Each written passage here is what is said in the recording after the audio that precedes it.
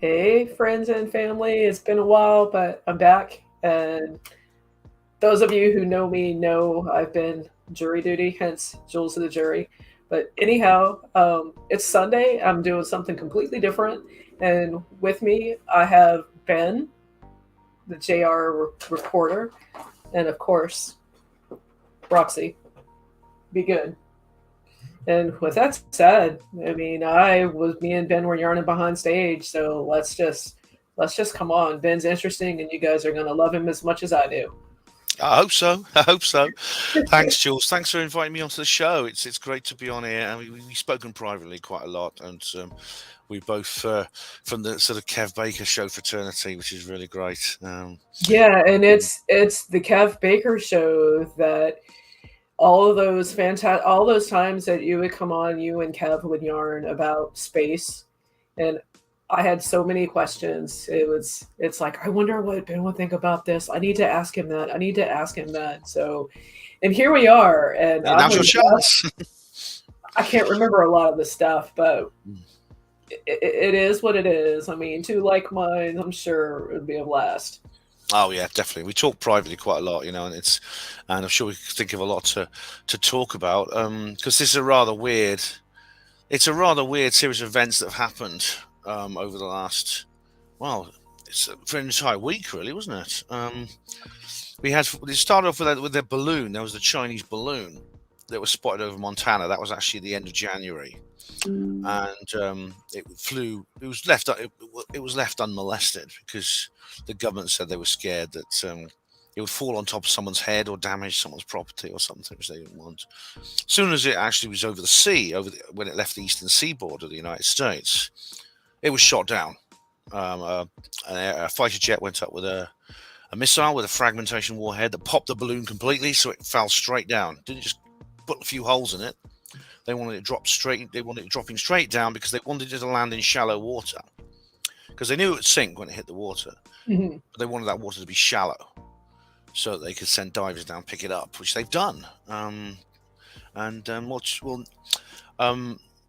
Mao Ning, who is the Chinese foreign minister, said it was a mistake. They said this was a weather balloon. Yes, I know. This was a weather balloon that went missing. It was blown off course, and I'm sorry, it actually headed for the United States. We didn't mean that, but it headed for the United States. Um, and then, but the U.S. government said no, it's actually a military reconnaissance balloon. It's trying to get photographs of missile silos and things like that. I can actually see those on Google Earth, by the way, so it's a bit of a waste of money. But the I thought, well, that's the end of it. Obviously, there's going to be some kind of diplomatic war of words now between China and the United States. And I thought, as far as the public was concerned, I think that's the end of it, really. But then last Thursday in the evening, actually went to a book launch event. A guy called Anthony Peake was launching his book, and I went to his event.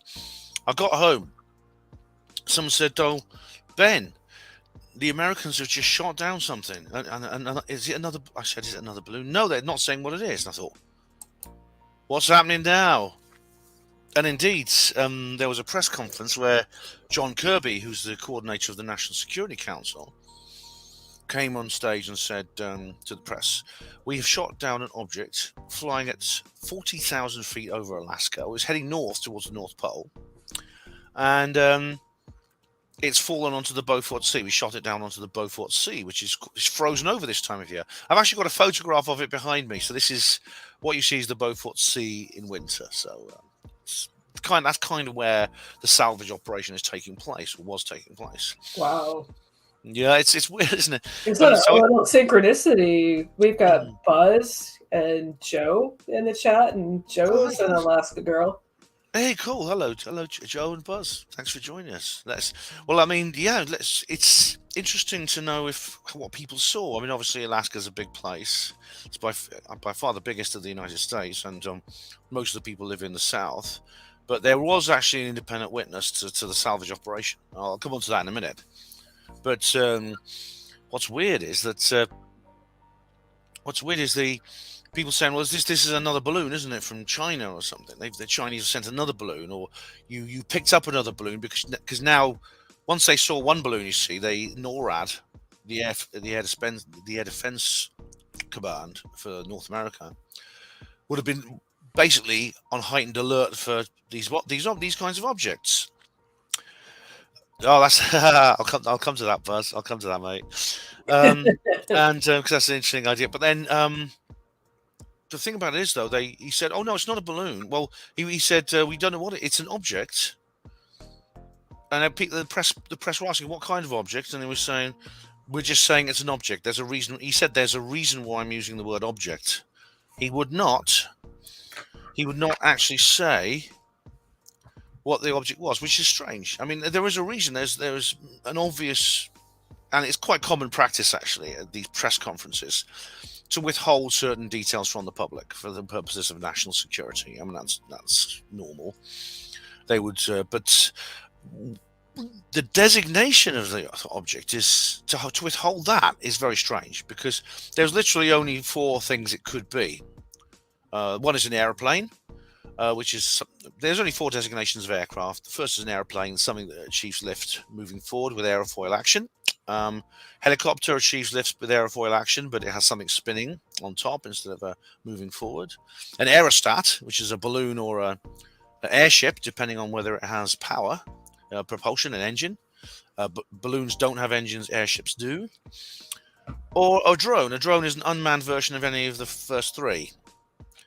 So not to say that, it's firstly, there's only two possibilities. Either they don't know, even though they've seen it up close and he's shot it down, or they know and they're not telling us, and they don't even want to tell us the designation, which is really weird. Both possibilities are extremely weird. And what doubles that weirdness is, while they were insisting on calling it an object, they were giving a basic description of it. And the same for the next one that was shot down over Canada. The Kirby said, it's about the size of a small car. It's smaller than the balloon we shot down. Then Anita Anand, Minister of Defence for Canada, said it's cylindrical in shape, smaller than the balloon that was shot down, the Chinese balloon. And everyone was going, well, what the hell is going on? This is like, it's surreal, Jules. It's like it is literally a kind of form of surrealist art rather than news. That's what it sounds like. It's like watching a film by Kenneth Anger. It really is. There's so much one could take from everything that happened.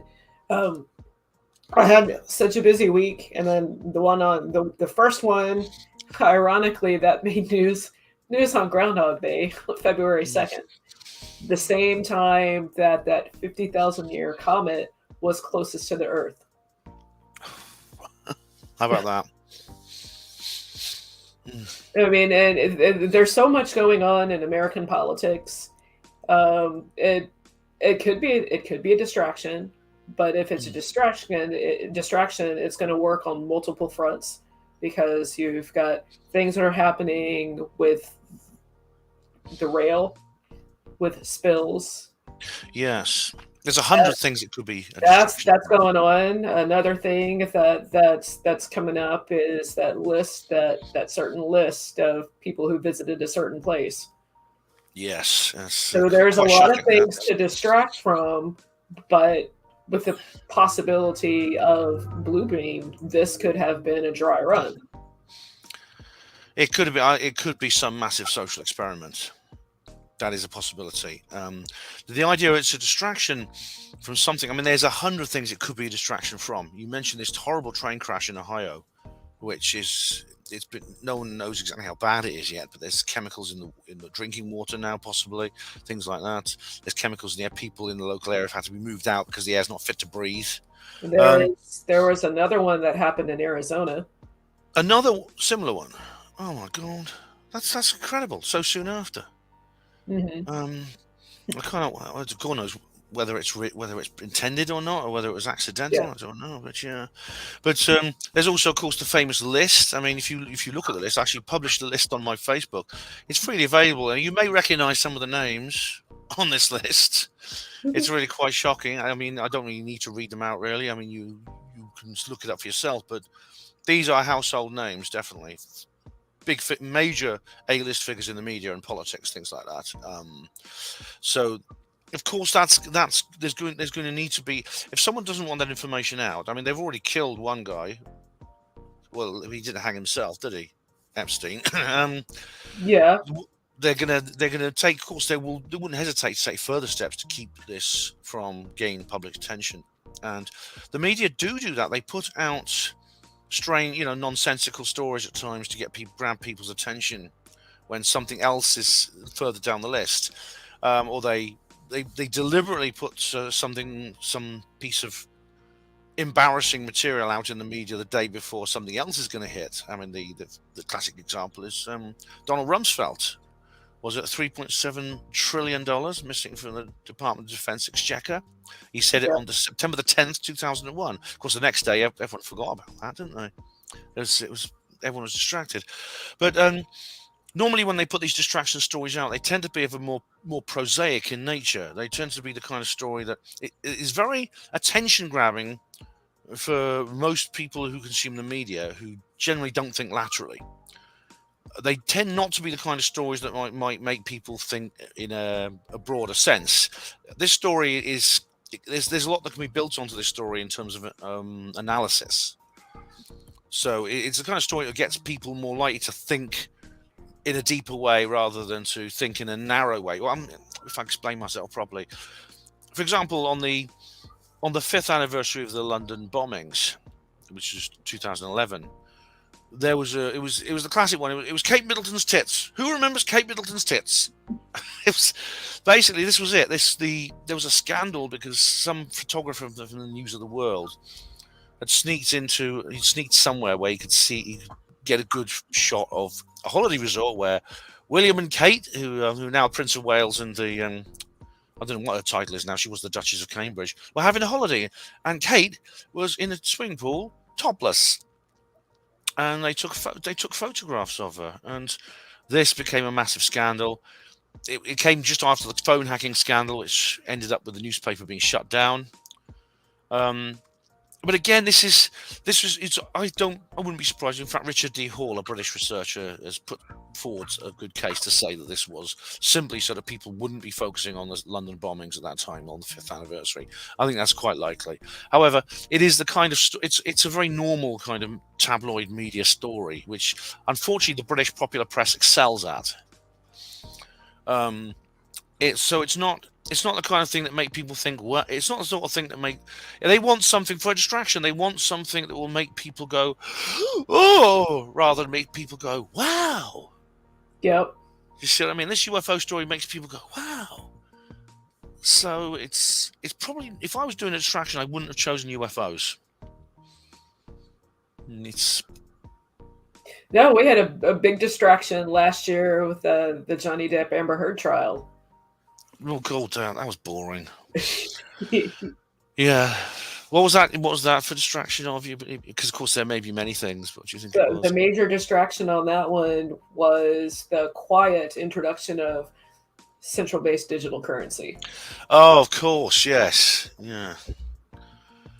And that's very ironic. I mean, now funny enough, I went to a protest yesterday here in Oxford, where I live, against the 15-minute cities, because Oxford is being used as an international test bed for the concept of climate lockdowns. Yeah. And it's designed. I think there's 12 cities all over the world that are being used. Oxford's one of them. And I think there were 5,000 people there. It was huge. We completely packed the streets out. Yeah, I saw that you had shared that, and I didn't have a chance to watch it last night. Yesterday was a day I won't ever forget. For the first time in my life, I ended up, I don't know what I did. I just moved a box at work, and the rest of the day my back hurt, and I came home and sat down, and it was very uncomfortable to sit. It was very uncomfortable to stand.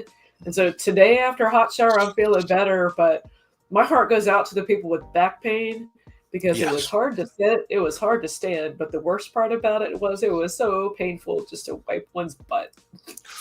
Oh, yeah, I never realized how many muscles the body actually has. I'm sorry. That's bad backs are awful things, and but I just hope it gets better soon, Jules. Because I mean, we can't continue with I things already like feel that. better.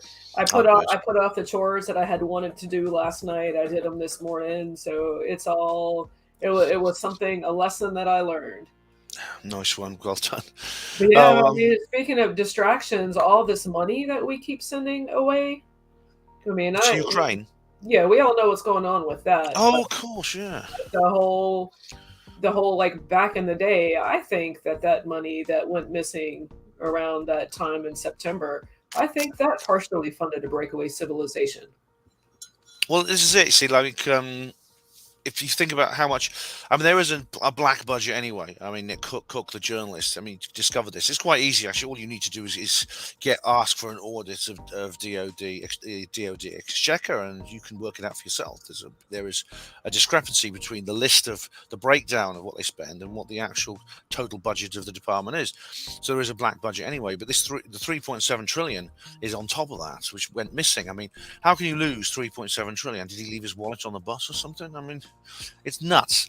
And indeed the breakaway civilization, the kind of things that may involve, for example, UFO crash retrievals, which we're experiencing possibly at the moment, and things like that. Oh, it's funded through just counting errors like that, but also it's also they have stakeholders in the Colombian drug cartels and things like that. Yep. It's fun, and that's how places like Area 51 are funded. Yeah, that's where the money comes from. But well, I don't know what's going to happen next. I know that there was a third, three nights in a row. Yeah. There were UFO shootdowns. Another one at Lake Huron, one of the Great Lakes. That was the following Yeah, night. there were three of them, and like I'm saying, I had to be away from media and news most of the week, and then I kind of caught up a little bit with it, looking into it late yesterday, early this morning. It's dismissed as a weather balloon. It was dismissed as nothing, but there are people who have, like, yes, it was reconnaissance spy balloon, and oh, it was a weather balloon. You see, like President Biden, I mean, you have to call him that on YouTube.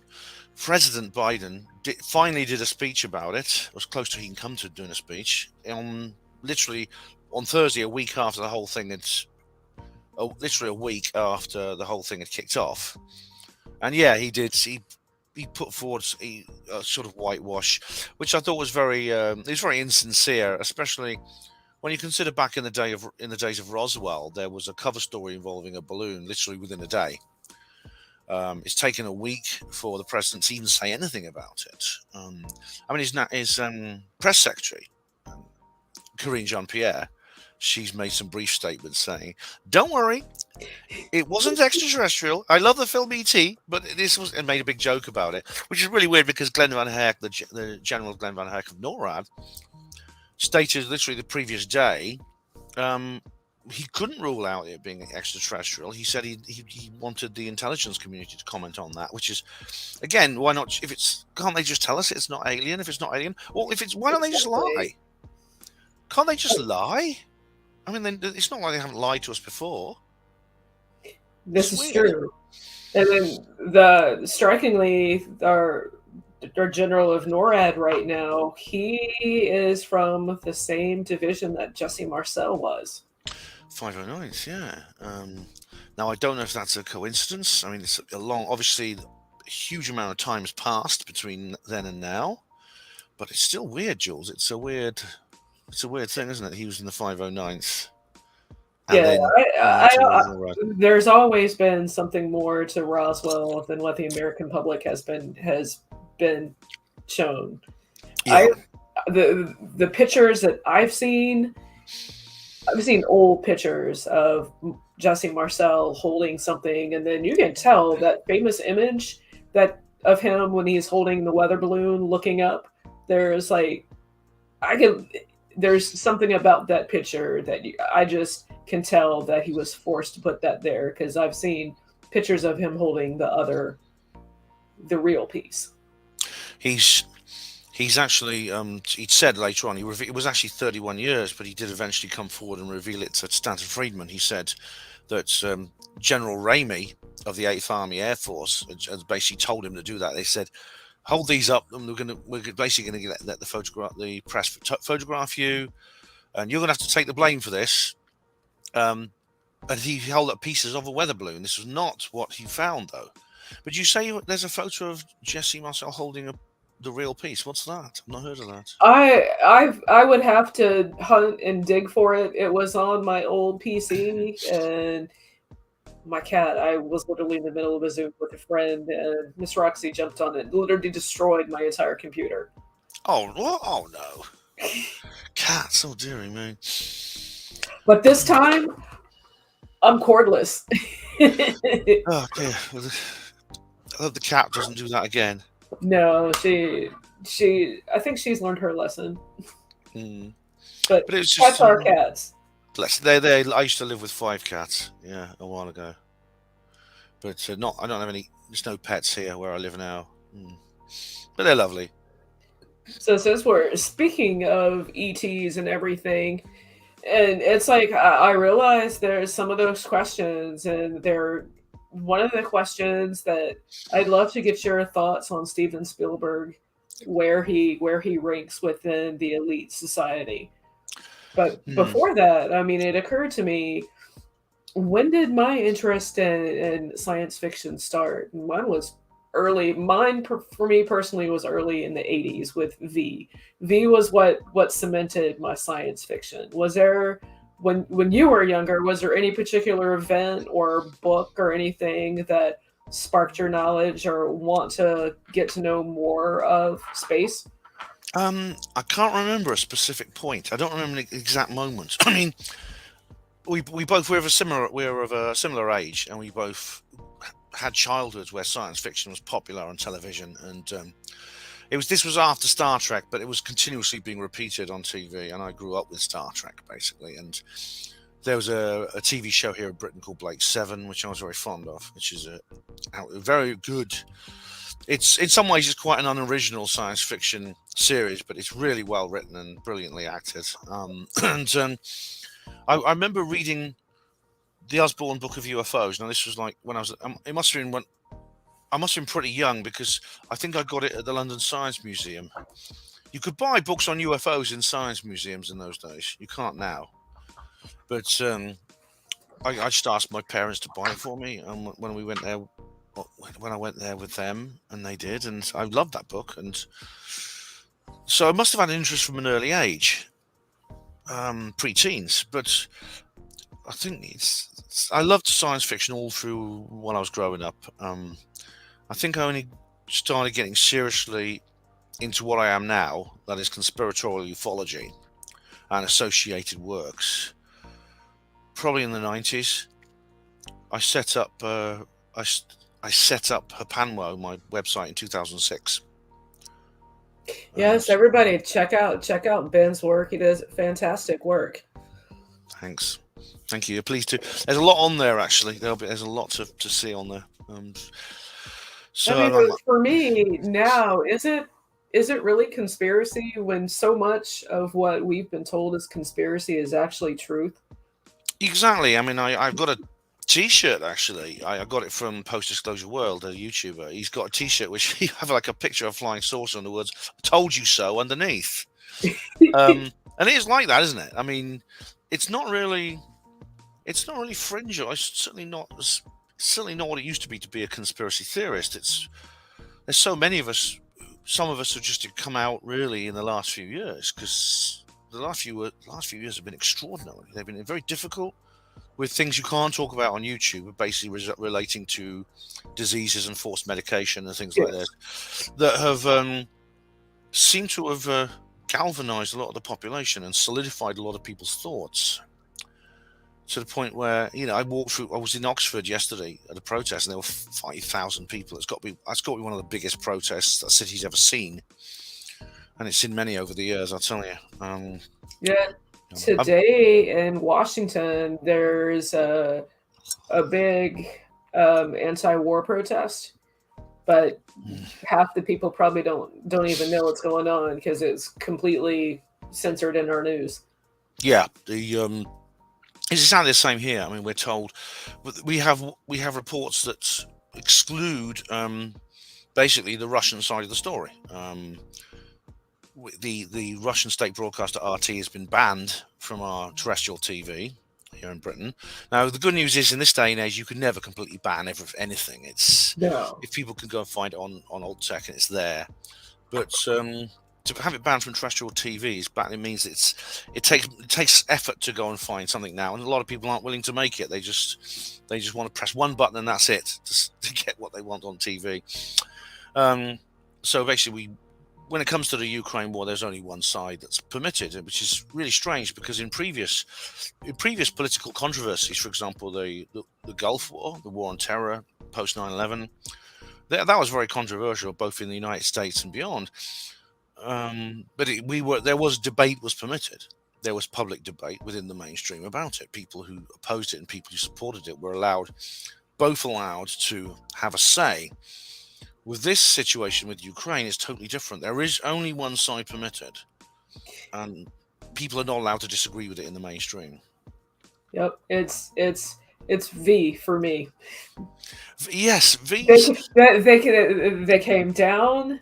They introduced themselves. They passed themselves off as humans. They look like us.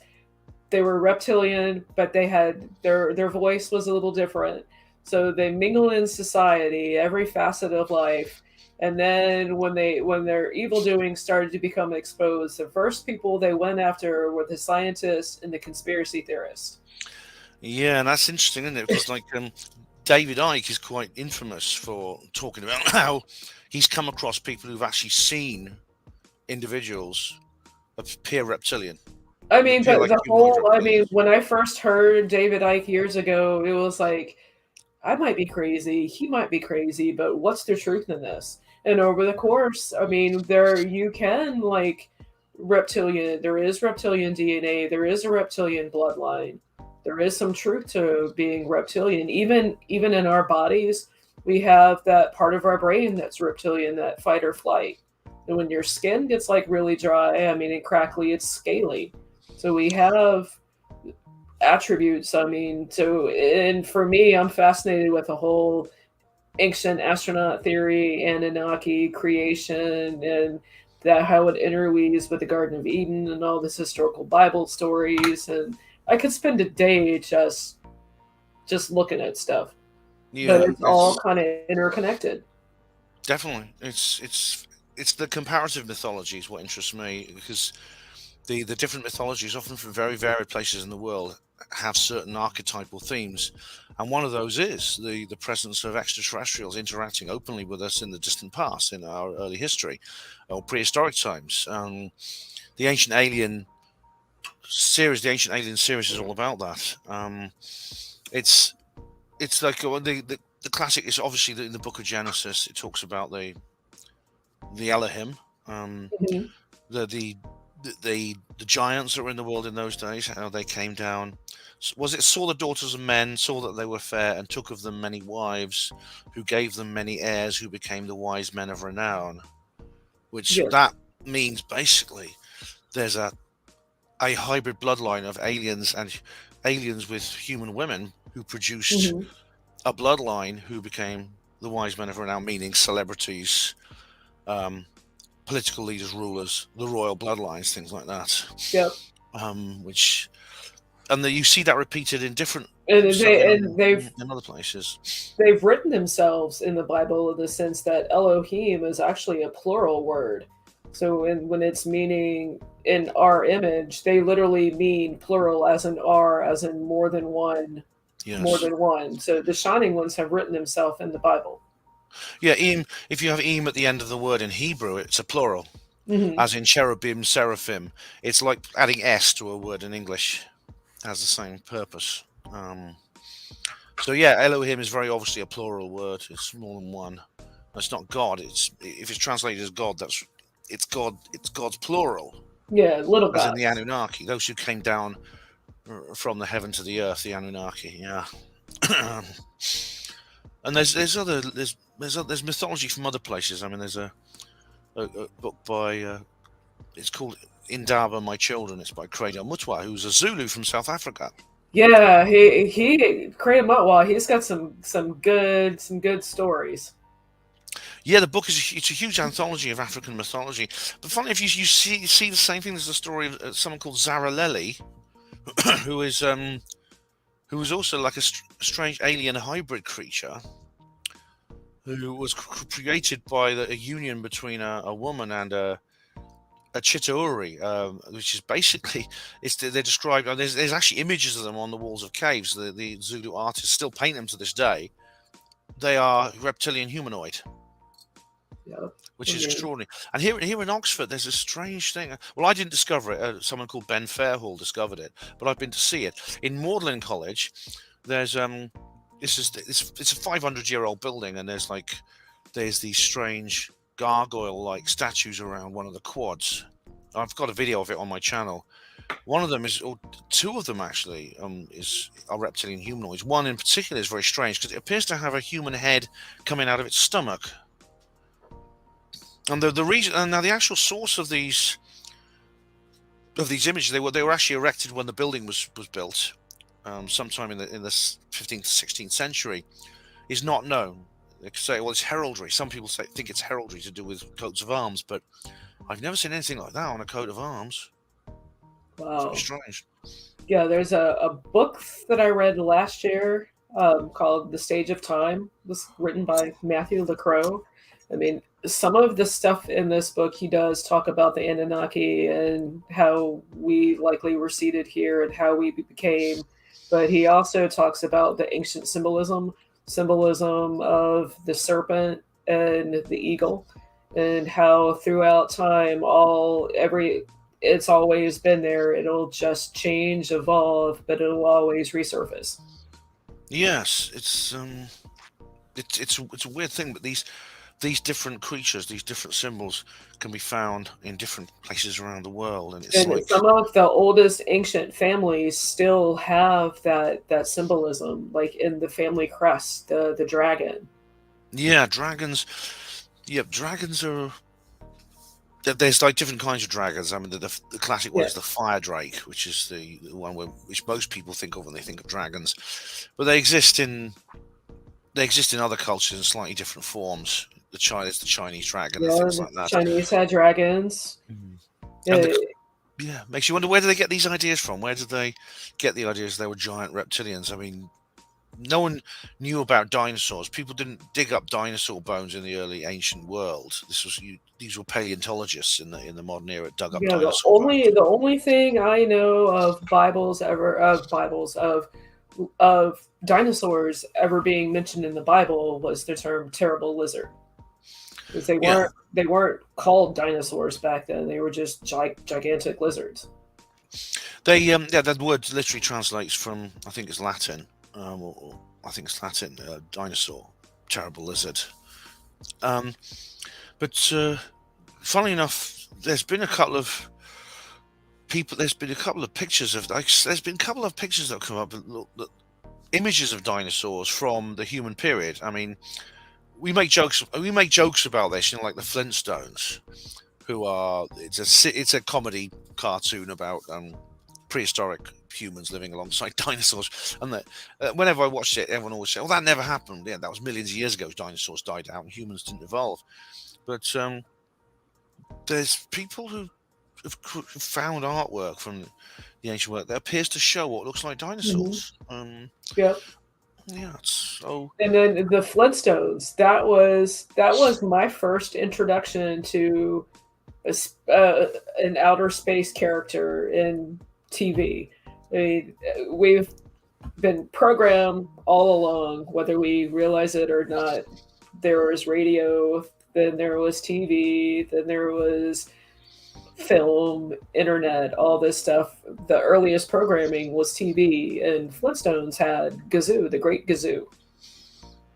Oh, I don't remember that one. I I mean, I don't remember watching remember it. Yeah. where Great Gazoo came from, but I'll find some images and drop them to you Mm. later. I've probably Other seen it. I mean, place, I used to watch it when I was a kid. It's quite. I used to enjoy it. It was funny.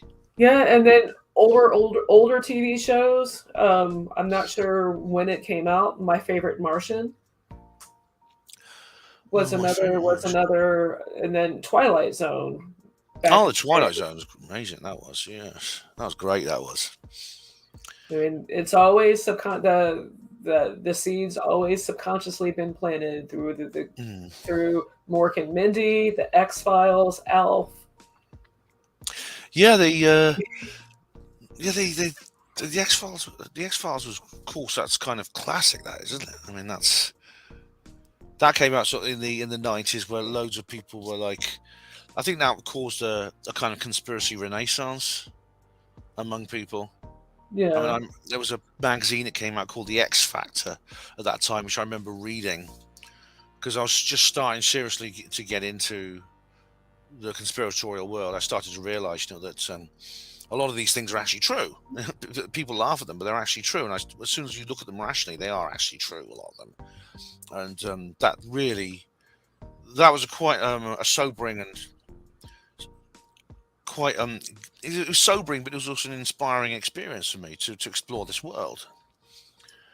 I suddenly yeah, realised that it was also very interesting as well as scary, because I was scared when I first came across it, especially the stuff to do with assassinations and things like that. I thought that if the government is killing its own people, they might kill me.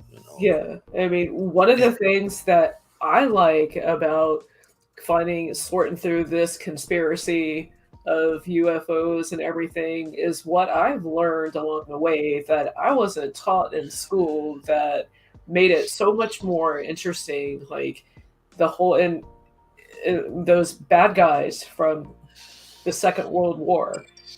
There was so much history that I did not know way back when. It's much more interesting and fascinating now when learning about the quest that they had for all those relics, the Spear of Destiny, the Ark of the Covenant, all these things that they were out looking for led them to Antarctica. Yeah, I mean, you mentioned earlier several threads coming together here, because you mentioned Steven Spielberg, you mentioned Antarctica before, but the the Indiana Jones film, the first one, was based on a true story, because the people, I don't know if you could mention their names on YouTube, but the guys the Germans, they were looking for the Ark of the Covenant. They searched all over the world for it in the 1930s. Um, the idea being that because with this Ark of the Covenant, it made the Israelites invincible in war. Hmm. um, Also, strangely enough, the Ark would turn against you, as it does at the end of the film. It's Yeah. you can't, if the wrong people wield it, it turns against you, because like in the Bible, actually, the Ark is captured by one of the Israelites' enemies, and a few days later, they bring the Ark back and they ask the Israelites to take it off their hands. They said, "We don't want it because our people have started to die. They've started to get sick and die." I Well, can't remember where it was in the Bible. and those Hollywood elites, and I'm not naming names because there there's got to be more than one. There's probably several, but those Hollywood elites that are on the inside, I think they've actually put a little bit of truth in those movies. Yeah, Spielberg. You see, I think you asked me what I thought of Steven Spielberg, Yeah, about how close he is to. E.T. E.T. I Yeah, believe was the Eben that we had, and he literally was trying to call home. yeah. I mean, it's a fascinating. It's a fascinating film. I mean, it's not one I can watch. It's actually quite emotionally draining. It's famous for that, I think. But it's about this cute alien. It's basically about an alien kind of crash retrieval kind of alien Hmm. situation. Um, and it's it of course is he did this straight after Close Encounters of the Third Kind. This is a 1977 film, which was absolutely it was really did more to raise the popular image of UFOs in the public consciousness probably than almost anything else. Yes. It's a really it's a remarkable film. I can still enjoy that today very much. I still love Yeah, that film. well, the Close Encounters of the Third Kind, it doesn't say, but that's got a little element of Project Serpo in it.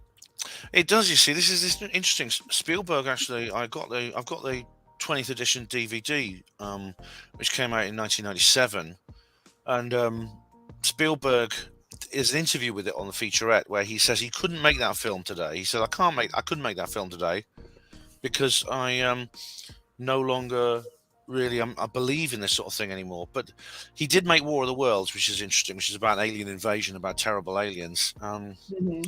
That's interesting.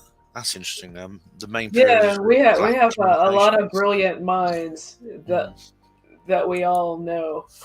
And Thanks, hey guys. Yeah. Malaya, hey Joe, hey Connie, hey Polly, hey Joe, hey Buzz, and Hello, anybody else Malaya. may Hey, be I recognise and Malaya. Malaya, hello Malaya, and anybody that might be lurking. Oh, yeah, I recognise you guys. Yeah. But you know that there's like you mentioned Project Serpo. This is because there was apparently a real meeting between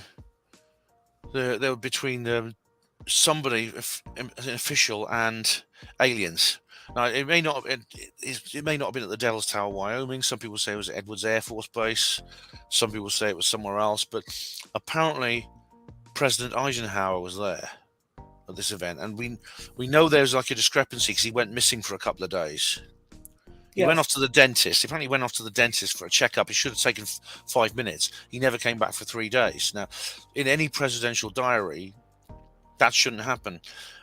Spielberg may well have based his film on that, and I mean, he could have had insider knowledge. Spielberg, he may well have had insider knowledge. There's a film, a much more recent film actually, called The 11th Green, which I very much recommend. It's quite and a I sort of low think budget I film. think that in the past they've actually had disclosure footage on hand because if in the 80s it would have likely have been somebody with the likes of Steven Spielberg. Back Yeah. in the 50s, there was an old, and I've only seen just like a 30-minute segment of it years ago on YouTube. There's an old footage of an episode of The Twilight Zone where Burgess Meredith was the guy. All right. I mean, he's in a few of them, isn't he? But I'm not. I don't remember that one from the Twilight Zone. There's so many. There were like there's a few hundred of them, aren't there? A few hundred episodes. But Yeah. I'll have to rewatch them. Most of them are on YouTube actually. I You mean, can but you there can there watch was them. an episode. It was going to be a special episode that was in the 50s, and then in the late 70s, 80s. That's that Spielberg era, and then I'm trying to think, tapping forward into the future, if there was one. I've kind of lost interest with Hollywood and movies and everything. Just I've I'm spiritually growing, and I've lost a little interest in that. So I would probably have to say maybe J.J. Abrams would be the next good Oh, sorry. descriptive Yeah, sorry. I person. might have misunderstood. I might have misunderstood. Did you say it's not actually been made? But is it not been made yet? This episode. And the Twilight Zone episode thing, it was made, it was recorded. They never released it. They always held Oh, I back on it. see. I see. Well, I'd love to. I'm just joking, by the way, but I'd like to break into the archive and nick the tape. Yeah, well, I've got Not really. I'll have to introduce you to a friend that I've got, a friend of mine, the one who I asked. Long story. We went to a concert and we both literally fell asleep talking because we rented a hotel. It was the Cyndi Lauper 30th anniversary. She's so unusual tour. We literally Oh, no, we she's great. She is. literally got traveled out of town, stayed in a hotel, chatted all night, literally fell asleep. And then on the way back, we stopped at a beach and we just sat there all day. And I was just asking questions, and he wasn't answering. I mean, he was answering, but he was like, check this out, go here, find that information here. And this is a friend of a local friend of mine. So, and all the places that he sent me, I found the information. I found more information, and then people like you come along and you validate what I was on the fence about. So it's like Blimey. two people, you and my friend mirror each other because you have the same kind of insight. And I would love my friend when we would get together and he would tell me about those Hollywood celebrities that have reported sightings. Like Hmm. like Warren Beatty.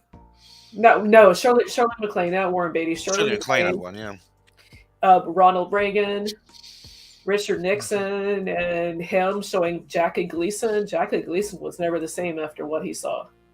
Wow, that's interesting. Well, it seems like you're on a journey, Jules, and the right people are coming into your life at the right time to to guide you. It seems. Yeah, I mean, life is a journey, and Mm. I'm old enough now, or I appreciate and I value the people that are walking this journey with me, for however Oh, long they're walking with me. I mean, their company is always welcome.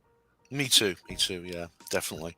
And it's like, it's. I mean, there's famous instances of famous people having strange experiences. Shirley MacLaine, of course, became a kind of I don't know if it's the word is new age, but she became interested in psychical research. She wrote a couple of books on angels and things like that. I don't know exactly, but she knew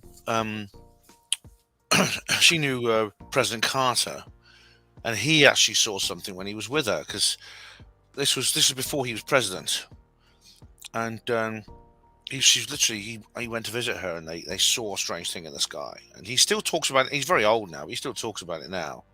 I think he's is he still alive? He's pretty old. Yeah, he's still alive. I think he's 98, and I just Mm. saw in the news yesterday that he's not going to be around much longer. He's at hospice now. Oh well, I mean, he's remarkably old. Remarkable staying power. He's the oldest living president, and he literally did. Yeah, he was like it was like out in the countryside somewhere. I think it was at Shirley MacLaine's house, actually, in the country. And he describes it as being an egg-shaped object. I think it was, and he saw it go in and out of clouds. It was really quite amazing. He never changed his story either. He stuck No, with it. He stuck with it. And you mentioned like Spielberg and about the things he knew. It was Reagan made a comment about Close Encounters, I think, didn't he? What he said to somebody, Do you realize how real this is?" Or something like that. You have no idea. There's only a few people in this room who know how real this is. Didn't they? Reagan also made the famous alien invasion speech at the yeah, United Nations. Star Wars. Yeah, I think how easily our differences would fall aside if we were faced from a threat from beyond this earth. And then he adds, "But isn't an alien threat already among us? What is more alien to the aspirations of mankind than the threat of war?" As if he just quickly added that on afterwards. But um, this is where some people are getting into the idea that what we're experiencing what we've experienced over the last week is some kind of social experiment, as if Yeah, to and work then out how people are going to react. it took me a long hot minute, but I was able to find the Carol Rosin speech. The The last last card, card. the last card. And I listened to it, and every word of that is actually coming come into play. I mean, Yeah, and I listened to it again. That's the part that everybody knows about it. But in this speech, when she recorded that speech 20 something years ago, and she's talking about the things that are going on today. yeah, that is remarkable. Yeah, it was in May 2001. That again was another thing that was kind of quashed by 9/11. But the something Valiant Thor. Yeah, that's the Yeah, alien at the Pentagon. Yeah, the stranger at the Pentagon. Yeah, that was interesting. That's an interesting story. Did you know, like, it was Werner von Braun, of course, who was the father of the American rocketry, of the he designed the moon rockets and things like that.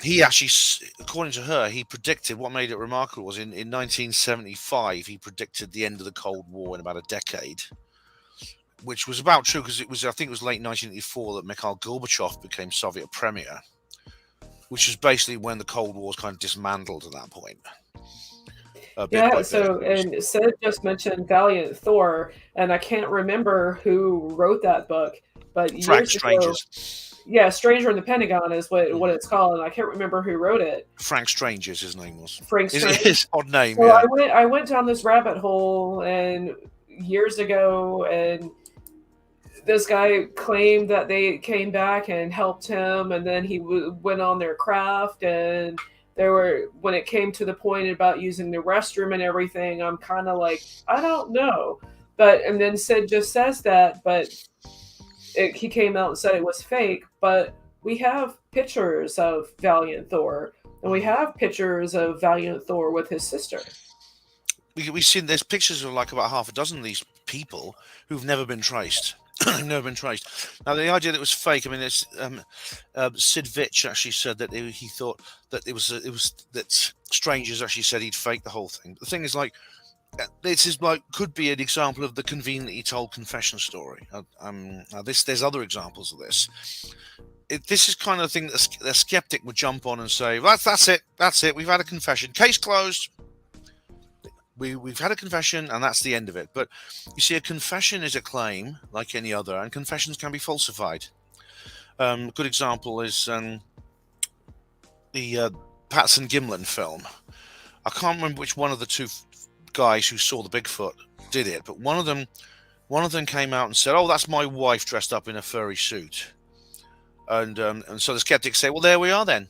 The people who don't believe in Bigfoot were saying, "Well, there you go. It's case closed. It's all over. We've had a confession." But it was actually Paul Vella, a British cryptozoologist, who visited the location to test this thing. He actually did some surveys of the local landscape based on the footage, and he worked out the figure you see, this Bigfoot patty, is actually 6'7" tall. Now, is Bob Gimlin's wife 6'7" tall? Is she really that big? Unless it's Nephilim. Yeah, maybe she was a Nephilim. Either that, or he's just making it up. His confession itself was falsified. There's other examples. The Fox sisters, who supposedly invented spiritualism, and they didn't, but they also, I think, may have faked their confession. They confessed they'd made it up, but that could be because their celebrity status was ruining their lives, and they wanted to roll it back because they were having very bad family problems as a result of that. You know. Yeah. So confession stories, don't believe them automatically. No, they do. They are entertaining. Some of them do take with a pinch of salt, but there's entertainment in them. Oh yeah, definitely. So everything that goes on, I have a habit of calling it a kinetic onion, because it's all intertwined ever so slightly. It's like a little layer. You peel it, and then it's connected to something else. And that's true. Yeah, it never seems to end, does it? It never seems to end. No, it does not. So it's all just woven very thinly all together. Just incredible world we live in these strange times. Because I'm just wondering, like, about everything that's happening over the last week.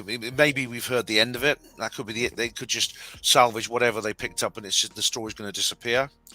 Or it could be that it's more. This could be that more will come out, and it'll be something, like I said, some kind of faking, some kind of prelude to a psyop of some kind. That's a possibility. I mean, some people are 100% convinced that's the case. I'm not 100% convinced, but it's something that could be, and we should be on our guard against. But on the other hand, what if this is a prelude to willing disclosure? It could be. I mean, it's a possibility. On the other side, we were talking about the 70s and UFO flaps, and 1973 was one of the biggest years for UFO flaps in the 70s. Yeah. There was there's the Pascagoula incident where two men were taken from Mississippi, wasn't it? A place in Mississippi, Calvin Parker and the other one. There's a new book come out about that. Philip Mantle from the Flying Disc Press published it. And it's quite a frightening story, actually. The abduction experience is actually quite frightening. There was an incident in northeast Wales. It was actually January 1974, but there was some kind of, it was called the Berwyn Mountains incident. There was some kind of landing of some object in the mountains of northeast Wales, and lots of local witnesses, and then again cover stories about earthquakes and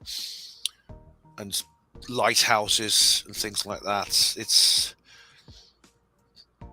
kind of been forgotten because of that, but there are some researchers keeping it going. Scott Felton, people like that, Richard D. Hall, and they're still keeping it going. There was a comet as well, wasn't there, in 73? You mentioned. I'm not sure.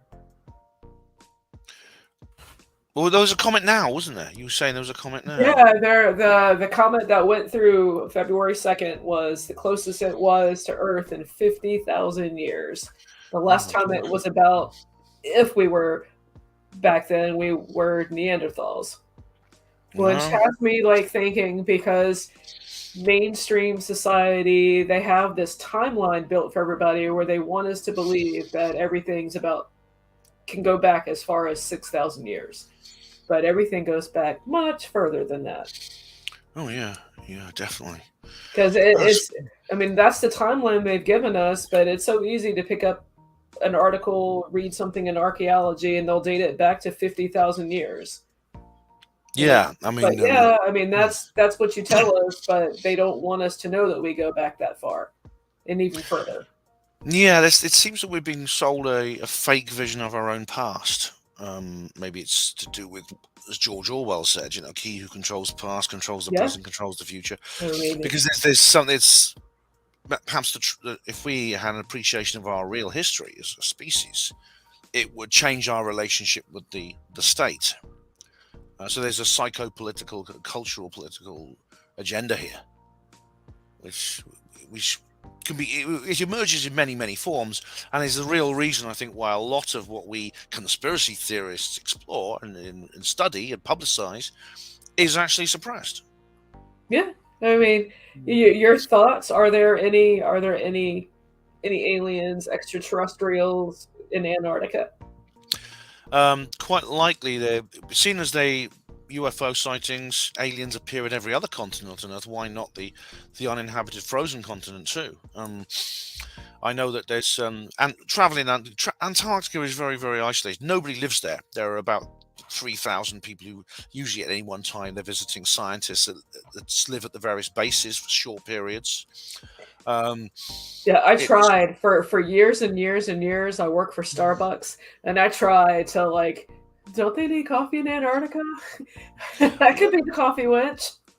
Oh, in fact, there's famously a branch of Starbucks at the McMurdo Sound base, yes, in Antarctica. So it's worth if you do work for them now, it's worth applying for a transfer. I would do that if I worked for them. And there are ways of getting onto the continent if you do so professionally in various all kinds of professions. Not just science, but just sort of support professions and things like that. Um, there's some YouTube vlogs of people actually who live there or work there for certain periods, usually during the summer and night. In the winter, it's too cold and dark. But the point is, there are strange things there. There are strange things, and there's a harsh climate, of course, which makes Yeah, travel there very difficult. But it's also restricted by the Antarctic Treaty of 1958, which very means true. yeah, that's it. Well, it was designed to protect the environment, but it also has the effect of restricting access altogether there. I mean, even on the large part of West Antarctica, which is terra nullius, in other words, unclaimed land. It's not part of anyone's territory. It's a huge area, actually, about 300,000 square miles. But even if you go there, territorial one of the territorial contingent there will stop you. The military has bases there, and they will stop you even visiting this unclaimed territory, which should be against the law. True, Hmm. true. So I was getting ready to take us somewhere, but I've momentarily derailed. Oh, how long do you want to? How long do you want to keep going Oh, for? I mean, I know you're. I mean, I appreciate your time. We're at an hour in. I don't want to keep you any longer than you're wanting to stay. I mean, I've gone all over the place, and I tend to. That's my style when I chat with everybody, and I don't want to. I don't want to confuse you, and like I'm just having a good time, and Me we've got too. Yeah, me too. Sid's here. Antarctica. I asked about. Oh, with Antarctica, have you heard anything about the ice slowly melting, releasing this so-called zombie virus? Oh my god, this is like the thing, isn't it? If you haven't seen that film, watch it. It's one of the best horror Oh, movies ever. the stuff. That was a classic from our The day. stuff. Oh, The I've never seen stuff. that. The stuff. No, I've not seen The that. stuff is a science fiction movie where this stuff that literally looks like Cool Whip is the alien that takes over the town. Oh, wow, sounds great. It could be. I mean, the the parts of the West Antarctic ice sheet are shrinking. Now, this is This is because basically the ocean warmed between 1900 and 1940, and there's a delayed effect in terms of the heat pulse. Yeah. So this probably won't go on forever. I know a lot of the people who want to bring in international law to control everything say we've got to stop it now, or the whole thing's going to melt and the sea level's going to rise. That's probably not going to happen. But then But they're gonna get flooded. I mean, if the sea level is gonna rise so drastically, how come all these elite people have bought up beachfront property? I mean, ah, knowing that, hey, I got beachfront property and the water's gonna rise, I'm gonna lose my home. yeah, I know exactly. You should always judge them by their actions, not their words. Yes, Yeah. yeah, but there are it's probably quite likely that things will be exposed because that ice sheet has been there for several thousand years, I believe, and it comes in like it grows and it shrinks and it grows as the climate changes. Because climate change is not a new thing; it's been going on ever since the Earth was created. But when it shrinks, things that have been trapped for a very long time can come out again. And I mean, the East Antarctic ice sheet is much older, and there is actually liquid water under there. There's something called Lake Vostok, and no one knows what. I mean, they've been trying to drill down to that. When Richard Hoagland did this thing about, he said there was an alien base down there. I don't know how he knew that. I mean, I don't go along with everything that guy says, but There's there so are all much. kinds of mysteries. There really is, because there's so much information or disinformation about Antarctica. I've come across articles and seen things where they claim it's 2 miles down to get to get where they're drilling, and then I've seen people that are like, no, it's only like 2,000 feet, and we found all this lush stuff down underneath here, a whole Yeah. ecosystem. So it's like I just take it all in like a sponge, and I'll just wring out what's untrue. That's fair enough. Yeah, take it. Like I never look away from anything. I'm willing to give everything to give everything I see a fair hearing. And if it sounds credible, I'll explore it. I mean, Antarctica was almost like a projector screen onto which we can put almost any imaginary scenario we can think of. Because what's this? Yeah, there's the pyramids. Yeah, Buzz has brought up the pyramid. There are several pyramids there actually. Now, the thing about those pyramids are they've they're on a place that's never actually been visited. Antarctica, even to this day, there's large areas where no one has set foot. They've been flown over from in aircraft and they've been photographed, but there's very clearly pyramidal structures, and there's one which is twice the size of the pyramids of Egypt. And now you can't. There's no way to verify this until someone visits the location. And as we said, getting permission to do that is very difficult, and I'm sure some people have tried and they've been turned down. And you can't really go because so much planning and logistics are needed for a trip across this icy continent. Um, you it's really you can't really go there unless you have permission. But they do. They are square. They're straight edges coming to a point. I mean, it's covered. It's got snow on the top of it. This pyramid, but Mhm. it still is a pyramid. It's it's very obviously a pyramid in shape, and I'd love to know more about it. I'd love to be able to go closer to it and see what it is. So I really would. everybody kind of knows my thoughts on Planet X. Do you Is, believe oh, it's a real body, or people with wormwood have people made if something that's bigger than it should be? I think I don't. I think if something like Planet X exists, Wormwood, Nibiru, whatever it's called, it's probably a long way away from us. I mean, the thing about it is, it's orbital mechanics, like Kepler's laws. You can always work out where something's going to be at a certain time if it's in orbit around Yes. the sun. Um, if there was anything of the size, if there was a large object that was due to come into the inner solar system, which would have the effect that Planet X is supposed to have, it would be visible. It would probably be larger in the sky than the full moon. And you can't really cover things up in astronomy. It's the one truly Yeah. democratic science. There's And just too many telescopes. I mean, too many astronomers, too many telescopes. It's lots of observatories, lots of amateur.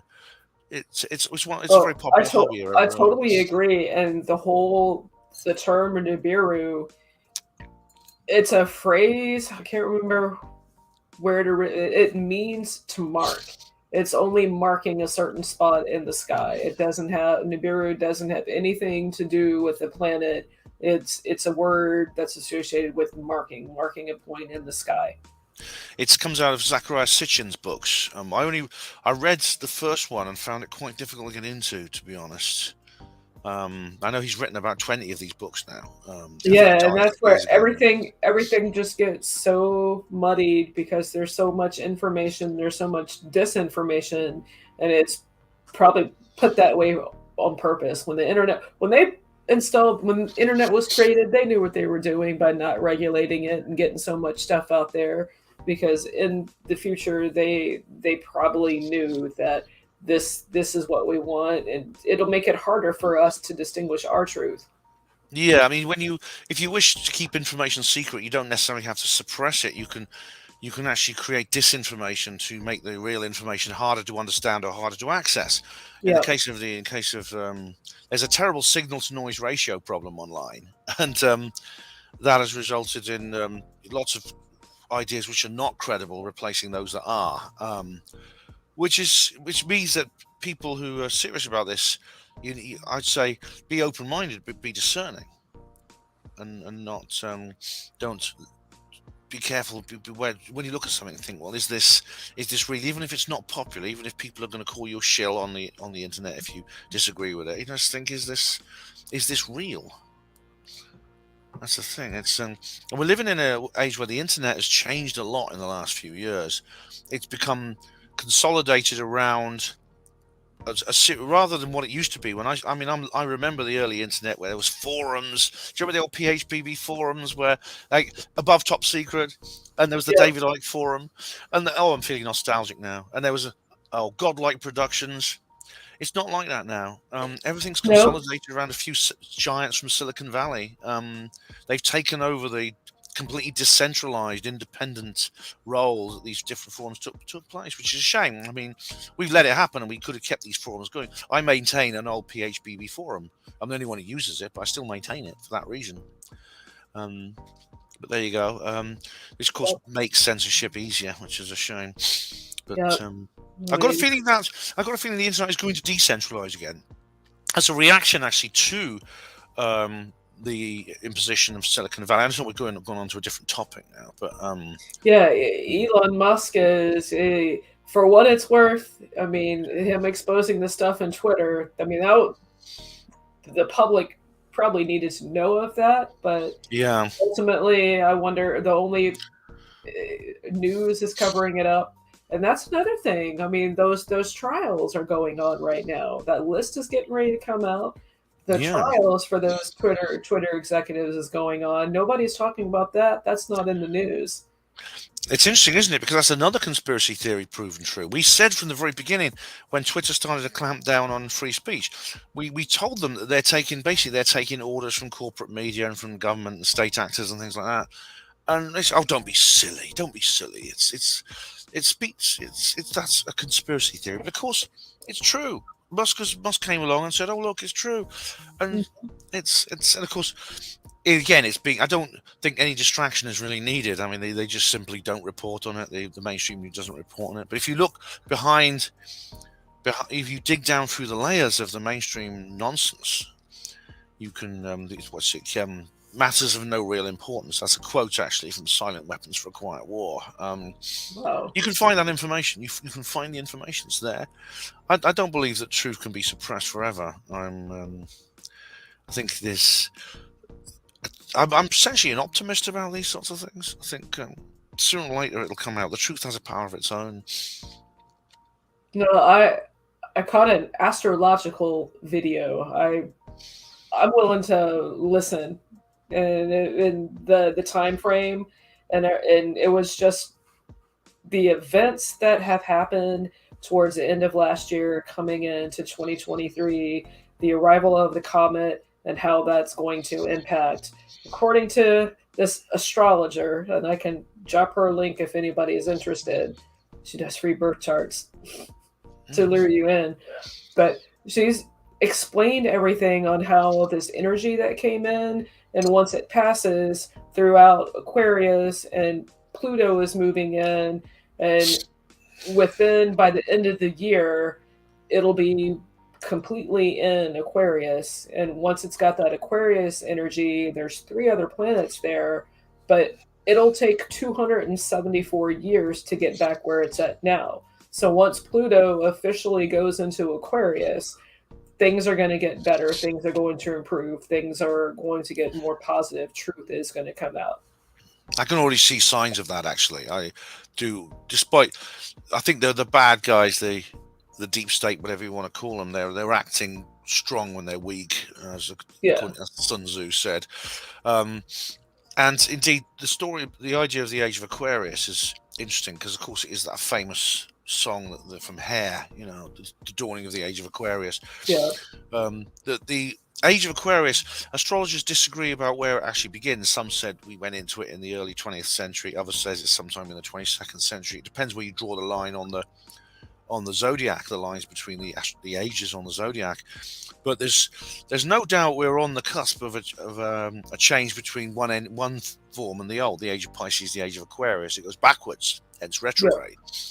Yeah. And there's no doubt that I feel that a new form of a new form of knowledge and a new form of experience is replacing an old one. And it's not just, you see, Western astrology that talks about this. I mean, I don't know if you've seen my apocalypse video, which I did recently, but we are just over a decade past the changeover of the Mayan calendar, which is interesting, and we're also 23 years after, of course, the end of the second Gregorian millennium. Yeah. And according to some Indologists, the Kali Yuga is about to end. This is to do with the mythology of India and the Hindu calendar and the the Yeah. changing of the ages. The Kali Yuga, the big cycle. Yeah, there's all kinds of different, and it's a complicated thing, and not everyone agrees on exactly when these things happen. But the Kali Yuga is supposedly ending in 2025, which is just 2 years away, to be replaced by what I think they call it the Satya Yuga or the Arya Yuga, Mm-hmm. the Golden Age, the Age of Nobility, or it may have another name. I can't remember the detail. Uh, But I definitely, I definitely agree that we're on the cusp of it. I mean, just with the Kali Yuga, just looking on the horizon, we have Neuralace, Neuralink, all this technology, that the internet merging man with machine. yeah, I mean, it's almost as if, because, like I said, we're getting back into the realm of comparative mythology here. But again, it seems to be the as I say in my apocalypse talk, which I recently did for Truth Seekers Northeast. There's a video on my channel. It's an archetype, a recurring archetype, which means it probably has some element in truth. And there's some objective reality behind it. But this could explain why I sense that the deep state, the people who want to prevent humans being free and to keep us as useless eaters, I sense that these people are rushing. They're really cramming a lot of agenda into a short space of time. And they have been, I think, certainly since early 2020, when the disease broke out that we're not allowed to Mm-hmm. talk about on YouTube. Yeah. I sense that disease may have simply been, but certainly been exploited as Yes. the pretext for a massive lockdown, in more ways than one, of the human race under state authoritarianism. And another, of course, is the climate issue. There's many Yeah. others. The climate issue is a major one, and there's several others. I mean, this is what we were protesting against in Oxford earlier. The Oxford's been used as a test, basically, to control people's access to private transport. They say they don't want to stop us moving around. They don't want to control. The government is saying we don't want to control your movements, but we have to, or the planet's going to boil. It's going to heat up. So we're doing this to save the world. I mean, you don't mind. You want the world to be saved, don't you? They always do this. They always Yeah. have some kind of excuse for it, which we can't. They try to maneuver us into a position where you can't really say no, or you can, but they make you look bad if you do. That sort of thing. Totally agree with you on that. It's I hate the way the world's going, but it's going to go no matter, the world's going to spin no matter what. It's like I'm saying, I'm enjoying the time I've got left on this rock with you and all these wonderful people in chat, like Polly and Sid and Connie and Joe. I mean, and Malaya, everything is just the way it's going to unfold, and I'm gonna do my best and enjoy it while I can. Me too. I mean, I'm sort of, I've reached the age now where I worry less about the future, um, because I know that I'm not, I probably have less future left now than I did when I was younger. Well, that's obvious, isn't it? So, I'm gonna, like yourself. I think I'm gonna live in the present and the power of now, as Eckhart Tolle talked about. And I'm just Yeah, gonna keep doing what I'm doing, which I've dedicated my life to this. I mean, ever since I'd set up a Panwo, when my daughter came home from school and told me that the school wanted to take her fingerprints, and I went, "Oh my God, it's real." It's a very, when it starts hitting you in your own life, that's very galvanizing. That's like what really puts you on a rocket. It does, and you can't yeah. deny it. What used to be kind of like an entertaining curiosity I was suddenly thrust into the middle of it, and that's when I set up my website because of that. Obviously, I phoned the school and told them, "Don't you dare take my daughter's fingerprints. I'm withholding permission. You should even do this without asking us." But now I've reached the point where I'm just going to keep doing this. I've dedicated my life to this. I'm going to keep on doing it for as long as I can. For as long as I'm on this world, as long as I've got breath in my body, I will keep speaking. And hopefully, we will live long enough to see the world transform into something that's an improvement than it is now. I would. I long to see that. Yes, I do. I'll But die we were happy. talking about speaking. Do you have anything, any conferences or anything coming up? Yes, I'm actually doing quite a lot. In June, I'm speaking at it's called the Critical Mass, and that's called the Cry Freedom Radio Conference. That's in Liverpool, England. I'm speaking at the Dorset Earth Mystery Group in July. That's in Dorset, it's the south coast of England. Then I'm speaking at what's it called? What is it? Oh, it's in Hampshire. That's it again on the south coast. Um, it's called Encounters. It's a new conference. It's just been set up by a lady from Southampton, and I'm speaking there as well. There's a couple more. I mean, I do tours. If anyone wants to book me, by the way, I'm very cheap. I mean, I don't charge for my time. I mean, if you can just give me if you can cover my travel expenses, that's great. But that is negotiable, and so often I have to stay overnight or something. In which case, just put me on your sofa if you like. I don't care about luxury. So if you want to book me to speak on, I speak on a number of topics. I've got several presentations I can give you, which have been very well received by my audiences. So yeah, so Yeah, I mean, I realize it's evening for you over in the UK, and my day is just starting to unfold. I don't wanna hold you up, but it's been mm. an absolute pleasure and delight to have a yarn with you. Oh, me too, Jules. I mean, I've got to go. I've got to go soon too because I'm actually at 8 p.m. I'm doing the Gas Spanner, which is one of my radio shows, my own radio shows. It's not on YouTube; it's on Spreaker. But if you want to tune into that, hapanmoradio.blogspot.com, all the details are there. But yeah, it's been great to talk to you again, Jules. This has been a great show. And thanks to everyone in the chat box. I mean, I reckon I know Malaya Grimm. I know her. Um, the rest of you, it's good to meet you. I've not met you before, so it's good to meet you. Yeah, And thank you very much. we are all Kev Baker clan. Yeah, that will never go away. Kev has left us, but we're still here. So yeah. And that's one of the things that looking back, that one of the best gifts I've ever that Captain Baker gave me was family. I got Yeah. brothers and sisters, and I got left with just an enormous amount of love for everybody. I can't thank everybody enough for joining us today. It's been fantastic. Thank you. Yeah, I agree. It's a wonderful community we've got here, and I'm so honoured to be a part of it. And I'll never forget it. I'll never forget Kev. I'll never forget any of you. And we're going to keep going on with our own. We'll keep going on. That Kev's gone. I'm sure he's wherever he is now. I hope he can see us and look back on us. I know he's somewhere out there, and I hope he can see us. if he can. One day, I want to find him again. I want to see him again. I'll find him wherever he is. I'll find him. Yep. I'll go through Dante's Inferno if I have to, but I will find him and I'll shake his hand when Well, my time comes. if all else fails, we'll all meet up on Speculation Island. Yeah, that's right, Jules. But thanks so much for having me on the show. It was Let me my know if you want pleasure. me Thank back. you. Yeah.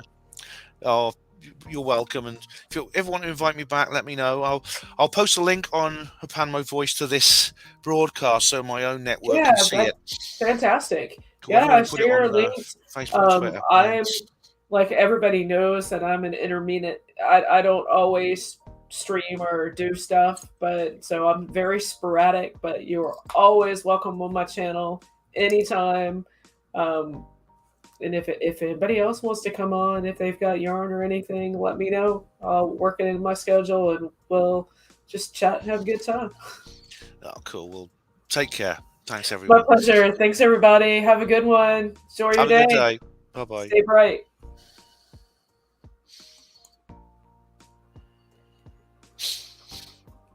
And we're out.